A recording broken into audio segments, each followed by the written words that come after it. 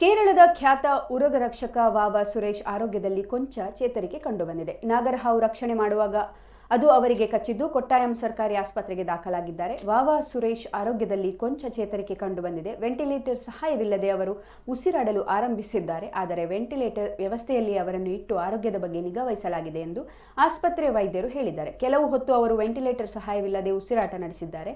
ವೈದ್ಯರು ನೀಡುವ ಸೂಚನೆಗಳಿಗೆ ಪ್ರತಿಕ್ರಿಯೆ ನೀಡಿದ್ದಾರೆ. ಅವರ ಶ್ವಾಸಕೋಶ ಹೃದಯ ಸಹಜ ಸ್ಥಿತಿಗೆ ಮರಳುತ್ತಿರುವುದಕ್ಕೆ ಇದು ಸೂಚನೆಯಾಗಿದೆ. ವೈದ್ಯರ ತಂಡ ಅವರ ಆರೋಗ್ಯ ಬಗ್ಗೆ ನಿಗಾ ವಹಿಸಿದೆ ಎಂದು ಆಸ್ಪತ್ರೆ ಹೇಳಿದೆ.